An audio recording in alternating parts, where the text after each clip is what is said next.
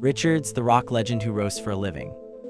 Ladies, and grab your guitars and duck for cover, because when Richards speaks, even the toughest rock gods start sweating like roadies in July. The Rolling Stones legend isn't just famous for riffs that shook the world. He's also notorious for dropping verbal solos that hit harder than a power chord to the face. Imagine being one of the greatest guitarists alive, tuning your 6-string backstage, and suddenly hearing that Richards just called your style musical fast food. Yeah, that's the kind of energy we're dealing with here. The man doesn't sugarcoat, he practically sprinkles salt straight from the Dead Sea. But let's be honest, that's why we love him.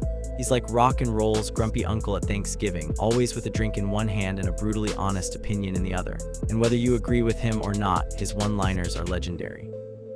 From dismissing flashy shredders as robotic show-offs, to claiming that modern guitarists play with too much math and not enough soul, has roasted his peers with the same passion he strums his Telecaster. So today, we're diving into 10 epic moments when the man who gave us satisfaction gave other guitarists the opposite. From playful digs to full-blown feuds that had the music world tuning in like it was rock's version of a reality show. Stick around, because by the end of this countdown, you'll either want to defend your favorite guitarist or admit that maybe, just maybe, has a point. After all, when a man survives more decades in rock than strings on a, he's earned the right to roast a few along the way. The Speed Demon versus the Soul Defender. If rock music had a Formula 1 race, it would be the guy lapping everyone twice before the chorus even starts. The Swedish guitar wizard built his empire on lightning-fast scales, dramatic arpeggios, and hair so majestic it deserved its own Grammy. But Richards, let's just say he wasn't buying a ticket to that show. According to old interviews and plenty of whispers from the 1980s MTV era, once caught his performance and reportedly muttered, "That's not guitar playing, mate." It's just showing off.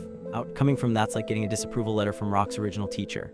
Of course, didn't exactly strum a white flag and surrender. He fired back, calling a blues dinosaur who couldn't play a scale if his life depended on it. Rock Twitter would exploded if it existed back then.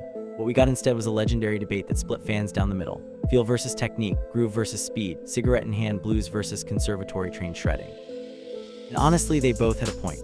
Has always preached that one emotional note can say more than 1,000 played without soul, whilst approach is basically, why play one note when you can play 48 perfectly in half a second? The irony, both men's fingers are insured for more than most people's cars. But despite their clash, deep down, I think admired the skill. He just didn't want a guitar solo that sounded like a calculator fell on the fretboard. And hey, if these two ever jammed together, it would probably sound like and Muddy Waters having a fistfight in Heaven's Garage. Steve Surgical Precision meets rock chaos. Now, if was the Guitarist, then Steve was the spaceship, sleek, complex, and probably powered by alien math. Known for his flawless technique and almost supernatural control, could make a guitar cry, sing, and solve quantum equations all in one solo. But for Richards, that was precisely the problem. Their legendary clash reportedly happened during a 1991 Rock and Roll Hall of Fame jam session. While everyone was jamming like it was a smoky bar in the 70s, Steve unleashed a precision solo so intense it could sterilize surgical instruments. Never one to bite his tongue, leaned over and allegedly muttered, "He plays like he's performing open-heart surgery, not rock and roll." And somewhere in the universe, 1,000 guitar techs quietly nodded in agreement. Being the chill yet cheeky virtuoso he is, later quipped, "Yeah, I can play more notes than can count." Boom, guitarist mic drop. What made this feud hilarious was how different their worlds were. Stage looked like NASA's control center, with a pedal board large enough to land a drone, whilst entire setup could fit in a backpack with room for his cigarette pack and sarcasm. It wasn't hate, it was philosophy. His motto was, if you can't make a crowd move with 3 chords, all the fancy finger gymnastics in the world won't save you. Steve's counter-argument, if you can, why not make it art? It was the eternal rock debate, chaos versus control, feeling versus finesse. Still, one can't help but imagine the two of them backstage with his scruffy smirk, Steve tuning his glowing, staring at each other like two wizards from rival guitar clans. And let's be honest, if rock music had houses, would be in roll and would be Raven note. Van innovation versus tradition, when sparks really flew. If rock had a Nobel Prize for innovation, Van would won it, framed it, and used it as a guitar pick just for fun. The man reinvented the instrument, two-hand tapping, harmonics, and solos that made mortals question whether his guitar was wired to another dimension. But while fans were worshipping finger gymnastics, Richards was, well, not impressed. During the Rolling Stones' Steel Wheels tour in 1989, rumor has it walked in on practicing backstage, those famous high-speed tapping runs echoing through the corridors, and snapped, "Save it for Guitar Center." That line alone could have powered a decade of rock gossip. Never want to take a jab lying down, reportedly clapped back, saying, keeps it simple because that's all he can play. And just like that, the amps weren't the only things on fire. But here, where it gets fun, while it sounded like a feud, it was also a clash of philosophies. It was the old-school blues soul, raw, loose, and full of imperfections that made the music human. was the new school innovator, technical, explosive, and dangerously precise. Together, they represented the yin and yang of rock itself. Fans debated endlessly, should rock evolve or stay pure? Meanwhile, Likely lit another cigarette, strummed a lazy riff, and said something like, "Evolution's fine, just don't turn it into a science fair." And honestly, he had a point. Genius pushed the limits of what a guitar could do, but reminded everyone why we picked one up in the first place, to make it feel something. It was the lightning bolt, was the storm cloud that made it matter. Two legends, two worlds, one unforgettable jam session of egos. Joe, the tone war, 3 chords, and the truth versus 1,000 notes and a degree. Joe is the kind of guitarist who makes other guitarists question their life choices. The man can bend a note so perfectly it could convince to sing in tune. A master teacher, a tone perfectionist, and the mentor behind names like Steve is the walking embodiment of technical artistry. But to Richards, that's exactly the problem. When Joe once mentioned that rock music needed to evolve beyond 3-chord blues, reportedly scoffed and said, "Real guitar is about feeling, not showing off." In Spook, if you need a D to understand what you're playing, you've already missed the point. Now imagine the scene if these two ever shared a stage. Joe's pedalboard looks like it could launch a SpaceX mission, while his entire rig fits neatly next to his whiskey glass. Joe would be calibrating frequencies and tweaking compressors, while would just say, "I've got 10 fingers and 1 amp, mate, that's enough science for tonight."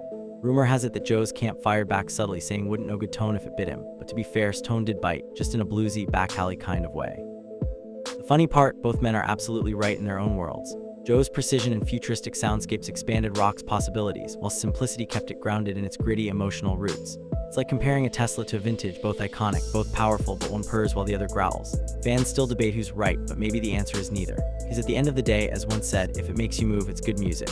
And if it doesn't, well, it's just homework with the Slash pedals power and pure rock ego. Now, if there's anyone who can make a look like a weapon forged by the gods, it's Slash. With his iconic top hat, curly hair, and a cigarette permanently glued to his lip, he's practically a walking logo for rock and roll itself. You'd think Richards would admire that kind of attitude. After all, both men share a love for messy riffs and even messier lifestyles. But no. According to multiple sources, once looked at Slash's massive pedalboard setup and quipped, "Is this a concert or a science experiment?" The crowd laughed, but Slash wasn't exactly amused. Legend says he fired back with a line sharp enough to cut guitar strings. Wouldn't know a good lead tone if Mick Jagger wrote a song about it. And with that, a rock and roll Cold War was born. The two icons represented two completely different eras colliding. The raw blues rebel who believed that a little distortion and a lot of swagger were enough to rule the world versus Slash, the modern rock warrior armed with every pedal known to mankind. Slash's setup was like trying to cook spaghetti with a chemistry kit. Slash was just refusing to evolve, like still using a flip phone in the age of iPhones. Fans loved it, the media milked it. In guitar shops everywhere quietly cheered because pedal sales went through the roof. In truth, though, this feud was more playful than personal. Deep down, both guitarists respected each other's craft, even if thought Slash's tone had too many buttons and Slash thought's tone had too much. But let's face it, when two living legends start throwing shade about pedals and tone, it's less a feud and more a rock version of grumpy old men arguing about who makes the better barbecue. And honestly, we'd all pay good money to watch that. John Mayer, the bedroom guitarist burn heard around the world. Now this one might just be Richards' most modern feud and possibly his pettiest. When John Mayer, the smooth-talking, heartbreak-singing, blues-loving pop star, once said in an interview that he wanted to be the next Richards, you'd think the Rolling Stones legend would take it as a compliment. But Ono took one drag of his cigarette, squinted through decades of rock wisdom, and fired back. He plays like he learned from YouTube tutorials. Bedroom guitarist, mate. And just like that, a million Mayer fans collectively screamed into their reverb pedals. To be fair, John Mayer is no slouch on the 6th string. He's got tone so clean it could sell detergent and solos smoother than a freshly ironed tuxedo. But he's all grit, grease, and glorious imperfection. For him, Mayer's pristine playing probably felt like hearing a blues solo through a scented candle ad. The best part, Mayer didn't take it lying down. During a live show, he reportedly mimicked famous Satisfaction riff but played it in full Steve style, all technical flash, zero restraint. It was the most passive-aggressive guitar moment since called A Bit Much. The feud turned into a generational showdown. Mayer represented the polished, studio-trained guitarist, clean, emotional, modern, was the ragged, instinct-driven street player who believed mistakes were part of the magic. To Mayer's credit, he never escalated beyond subtle jabs. He just kept playing, probably thinking, at least I don't need a smoke break every 8 bars. Meanwhile's final verdict, he's got every pedal in the world and still can't make a guitar cry. Brutal. But deep down, you can tell roast came with a sprinkle of weird affection, like an old lion growling at a cub who's just learned how to roar.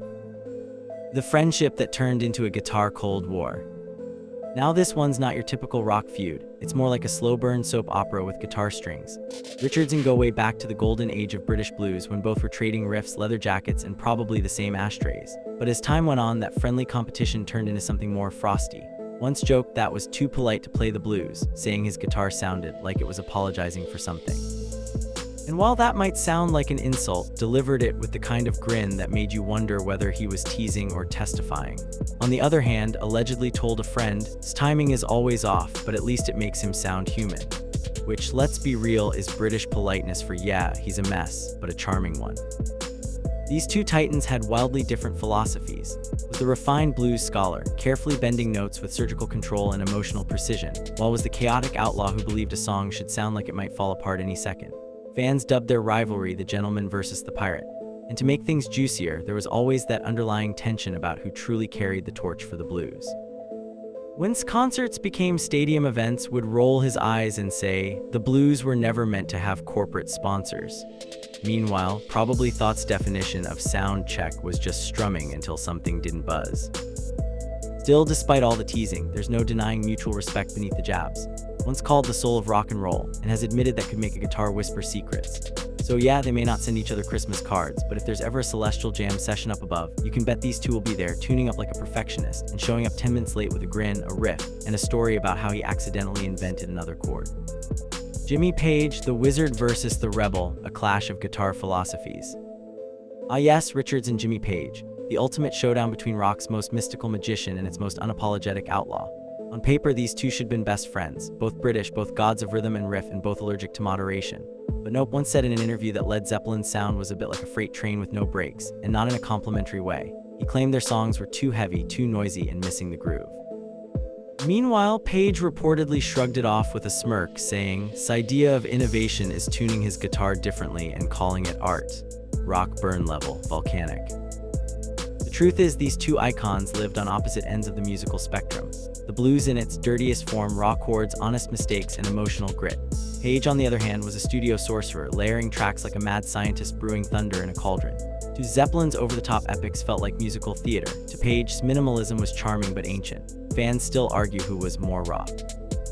One side says Page could build castles with sound, the other says could burn them down with 3 chords. And honestly, both sides are right. Despite the playful digs, there was no real animosity, just mutual amusement. When asked years later about Led Zeppelin, softened, saying, "They weren't my cup of tea, but at least they were making real noise." Which coming from is basically a hug. And fun fact, during one London reportedly tried one of Page's double neck guitars, strummed it twice and said, "Feels like driving a bus, mate." Classic, never impressed by gear, always impressed by guts. In the end, it wasn't hate, it was two guitar gods looking at each other's kingdoms and thinking, nice place, but I'll stick with my own brand of chaos. Chuck Berry, from idol to rival, when the student talked back to the master. Now this last one hits different because it's not just a feud, it's rock and roll's most ironic full circle. Chuck Berry wasn't just one of Richards' influences, he was the influence. The reason ever picked up a guitar in the first place. But as the years rolled by, that admiration turned into something more complicated, part worship, part war. Once described Berry as the man who taught us all how to play and how to punch. And that wasn't a metaphor. During one infamous backstage encounter in the 1980s, tried to hug his hero and Chuck responded with a right hook to the jaw. The reason, had touched one of Chuck's guitars without permission. Moral of the story, you can borrow his riffs, but don't you dare touch his Gibson. Their relationship was the ultimate father and son story of rock, full of love, rebellion, and occasional physical violence. Adored Chuck's swagger and raw power, but he couldn't resist calling him out later in life. In one interview said, Chuck Berry invented rock and roll, but he never practiced what he preached. Translation, the student finally grew bold enough to tease the master. And honestly, it's kind of poetic. Without Chuck there'd be no, without Chuck's riffs might faded into history. Yet, like every family feud, there was affection beneath the chaos. Even produced and performed in the documentary Hail, Rock N' Roll, a love letter to his hero that also captured their comedic bickering. During the film, tried to help Chuck tune his guitar, big mistake. Chuck glared and snapped, "I've been doing this since before you were born, boy." And ever the rascal laughed and said, "Yeah, but not in tune." It was the perfect ending to a lifelong rock and roll romance, two legends, one stage, endless ego, and a shared legacy that defined generations. Because in the end, Richards didn't really hate these guitarists, he just roasted them the way only family can. After all, in his world, a good insult is just another kind of compliment, preferably delivered with a smirk, a riff, and maybe a little whiskey.